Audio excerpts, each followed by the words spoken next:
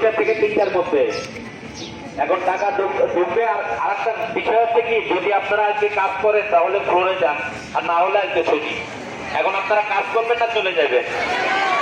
আচ্ছা চলে যাবেন, 2টা 3টার মধ্যে টাকা ঢুকবে। আর আরেকটা বিষয় হচ্ছে, আপনারা যে আগামী মাসে যে বোনাস পাইবেন, বেতন পাইবেন, এটা শুধু টাকা রেডি নাই, মানে টাকা ওইভাবে রেডি নাই যে টাকা ব্যাংকে আছে উঠায় এনে দিবে, এইভাবে না।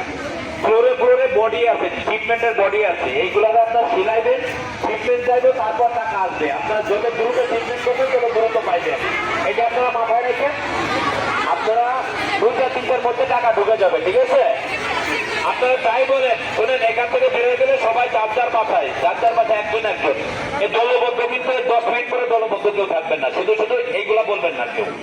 যার ফোনে টাকা ঢুকবে, ফোনও সবার আলাদা, ফোন কিন্তু একজনের, একটা ফোনে কিন্তু সব টাকা ঢুকবে না। আপনারা গেটে বেরোবেন, যার পাঠায় সেই যাবেন, ঠিক না ভাই? আর যার খাওয়াটা সেই খাইবেন। এখন চিন্তা যারটা সেই করেন। দলবদ্ধ হয়তো এখানে আছেন, 10 মিনিট করে থাকবেন না, এই যে ছুটি, এখন বাইরে যায় কিন্তু যার পাঠায় চলে যাবে। তো এটার জন্য আপনাদেরকে বলি যে 2টা 3টার মাঝে, এর মাঝে টাকা ঢুকবে সবার। আর আগামী মাসের বেতন বোনাস ঈদের আগে নিতে গেলে সেইভাবে কাজ করতে হবে, শিপমেন্ট করতে হবে। ফ্লোরে বডি আছে, ফেব্রিক আছে, শিপমেন্ট করে টাকা নিতে হবে। যদি পারেন তাহলে করবেন, এটা আপনারা নিতে হবে। এরপর স্যারে একটু কথা বলবে আপনাদের সাথে, একটু চুপ করেন, স্যারে কথা বলবে।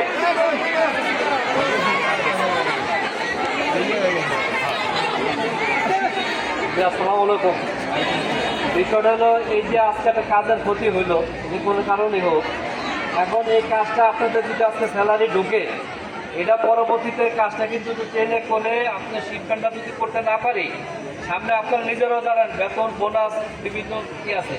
তা আমরা যদি এইগুলা কাজ করে কাজটা উঠাই দিতে না পারি, শিপমেন্ট করতে না পারি, তাহলে কিন্তু ঈদের আগে আপনাদের বেতন বোনাস নিয়ে আবার ঝামেলা হবে। সুতরাং আজকে যে ক্ষতিটা হয়েছে, এটা কিন্তু কালকে থেকে আপনাদের পোষায় দিতে হবে কাজ করে। জি।